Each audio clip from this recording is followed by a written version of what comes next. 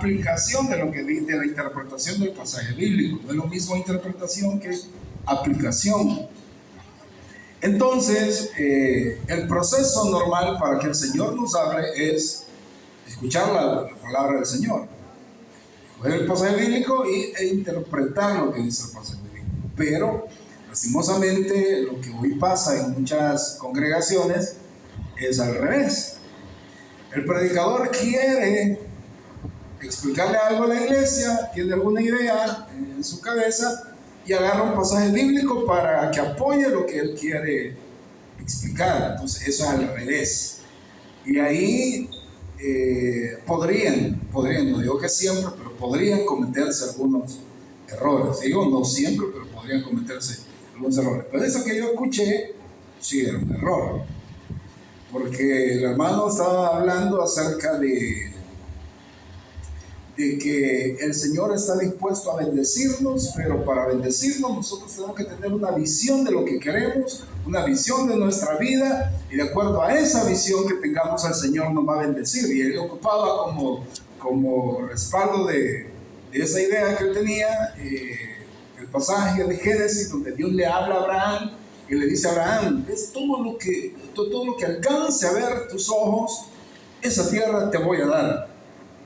Entonces él decía, hermano, tengamos una visión amplia, porque eso es lo que el Señor nos va a dar. Y hoy en la mañana escuchaba a un hermano también que casualmente tomaba ese versículo bíblico, pero para corregir algo similar que estaba enseñando otro pastor. Entonces eso me recordó eso que había escuchado. Yo creo que lo escuché ahí por el martes. Entonces el punto de él es que en la medida que usted tenga visión, usted tenga una visión sobre lo que quiere alcanzar, y su visión tiene que ser grande para que el Señor lo bendiga de acuerdo a esa visión. Pero eso no fue lo que el Señor le dijo a Abraham. No es todo lo que veas, eso te voy a dar, sino que le estaba enseñando lo que le iba a dar. Que lo que le iba a dar, él estaba diciendo: mira lo que te voy a dar. No era al revés. No es que lo que mires, eso te voy a dar. No, sino que esto es lo que te voy a dar, y quiero que veas lo que te voy a dar. Entonces, esos son otros 5 pesos. Entonces, por eso le digo, la predicación bíblica debe ser aquella que estudia el pasaje de la Biblia y extrae lo que ese pasaje de la Biblia quiere decirnos, y no al revés. Así que, bajo esa idea, pues nosotros estamos tratando de estudiar o de ver qué es lo que el Señor nos está diciendo a través de la carta a los Gálatas.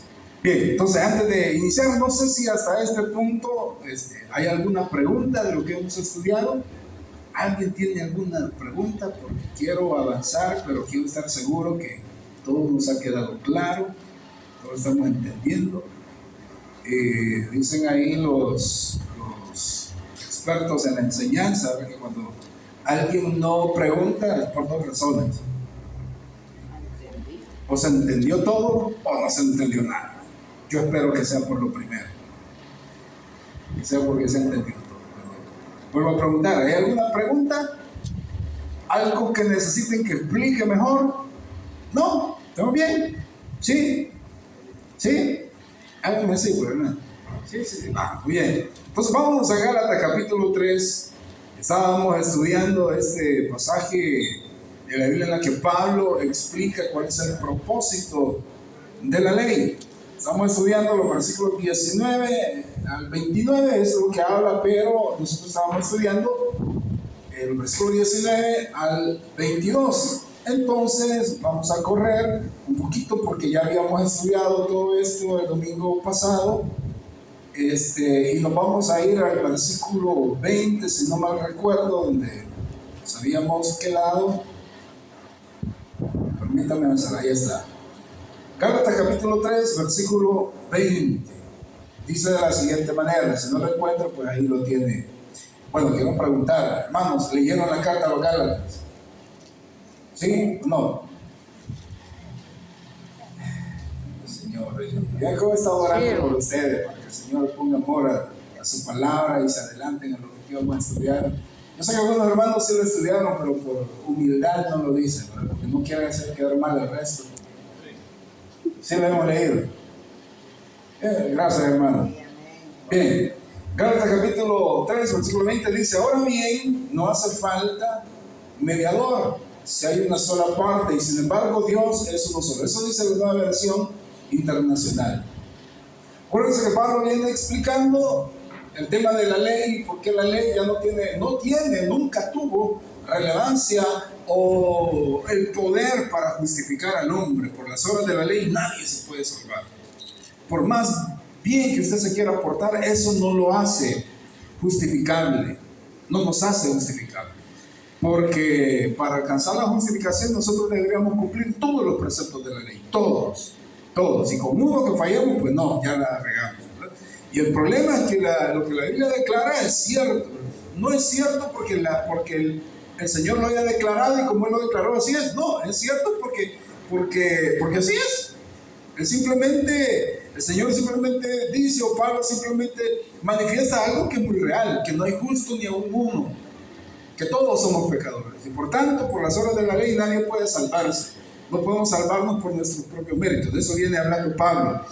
Y habla en el versículo 19 que estudiamos el domingo pasado, dice que la ley fue añadida por causa de nuestras transgresiones, y aprendimos de que la ley fue dada para eso, para que la transgresión o el pecado abundara, para que el pecado abundase. Pero lo bueno, lo reconfortante es que donde abundó el pecado, sobreabundó la gracia. Pero el Señor lo hace por eso. La ley llegó para hacernos ver o que nos diéramos cuenta de que somos pecadores y qué tan pecadores somos.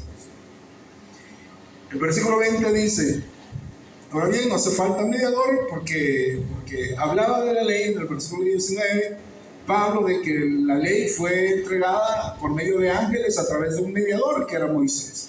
Y hace la comparación entre la ley que necesitaba un mediador y el pacto o la promesa que no necesita mediador. ¿Cuándo se necesita un mediador? Qué bueno que aquí está la abogada ahora para que me corrija si eso no es cierto. Pero un mediador se necesita cuando hay dos partes en conflicto, ¿verdad? O sea, hay dos partes en conflicto o hay dos partes que van a suscribir un contrato, un convenio, y se necesita un tercero que sea como árbitro y diga: va, entendido, de acuerdo, sí, va, entonces firmamos. Entonces para eso se necesita un mediador. Y explicamos que la ley era un pacto bilateral, un pacto en el que necesitaban dos partes: el Señor, que promulga la ley, y nosotros, la raza humana, que decidimos obedecer o desobedecer la ley. Y de acuerdo a lo que el Señor prescribió en el pacto de la ley, dijo que el que obedeciera que el que desobedeciera la ley iba a acarrear maldición o la muerte, pero el que obedeciera la ley iba a tener vida, iba a tener las bendiciones. Ahí están. Entonces una parte promete y la otra cumple o no cumple. Pero en el pacto no hay dos partes. El Señor promete por su sola voluntad. El Señor no le pone condiciones a Abraham, no le dice a Abraham: si haces esto, no, Él le promete. Una vez Abraham cree, el Señor le dice: y en ti serán benditas todas las familias de la tierra. Te bendeciré y bendeciré a los que te bendijeren, y a los que te maldijeren maldeciré. Es una promesa que ahí quedó para Abraham, independientemente de lo que hiciera de ahí para allá.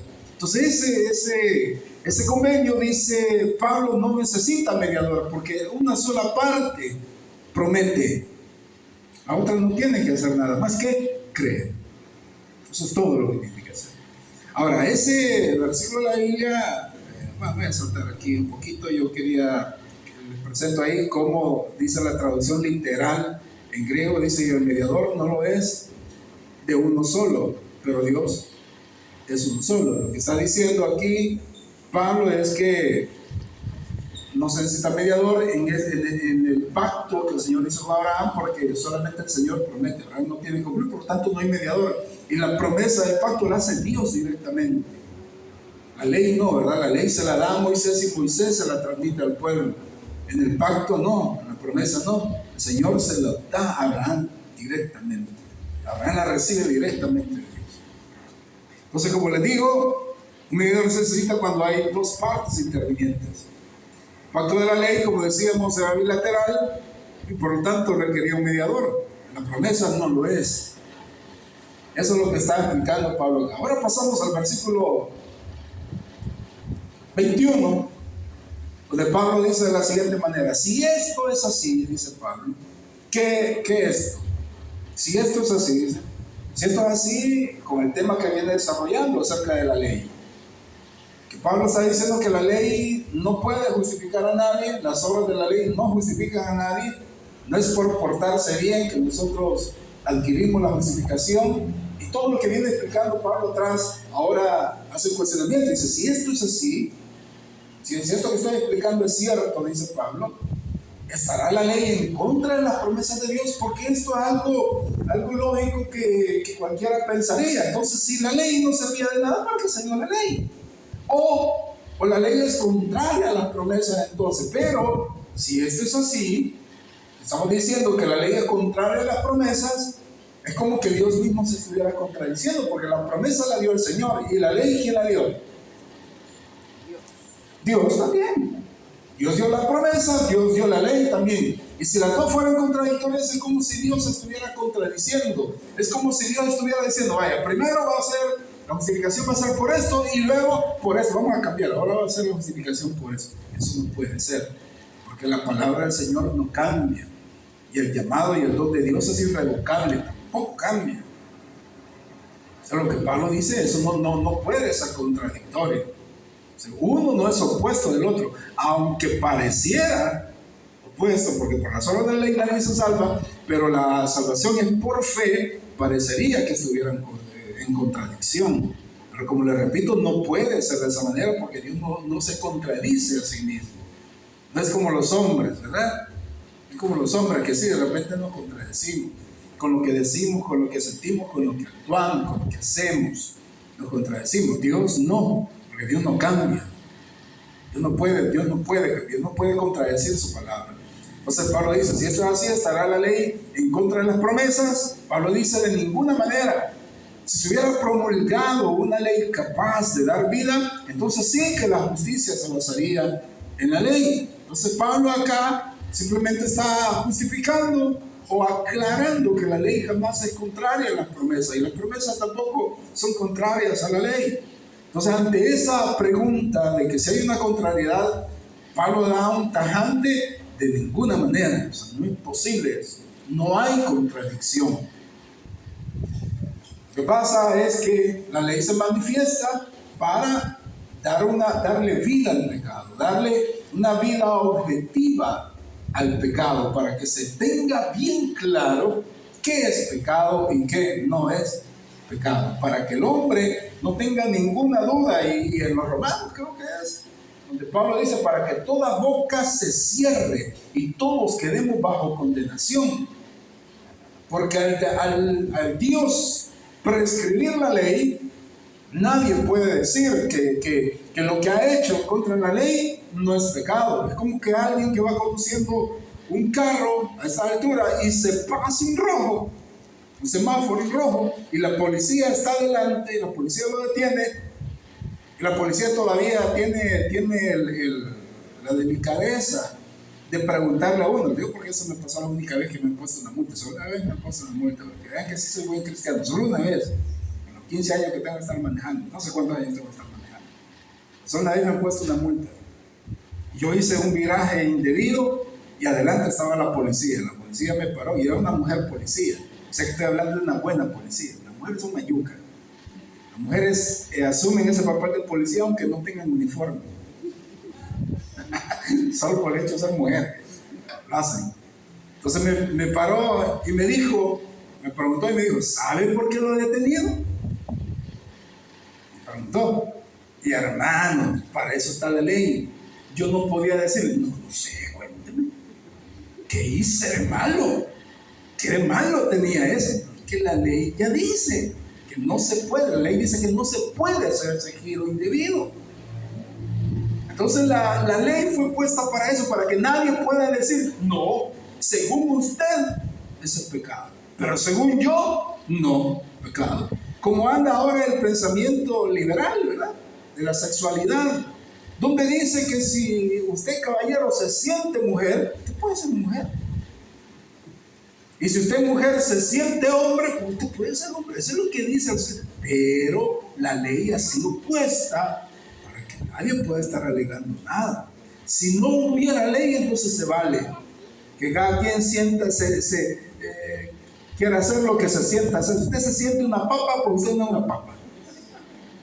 Porque no hay ley que diga que no, usted puede ser lo que usted se sienta. Eso que dice este movimiento, ¿cómo que se llama? De género, ¿verdad? Eso dice que usted es lo que se siente.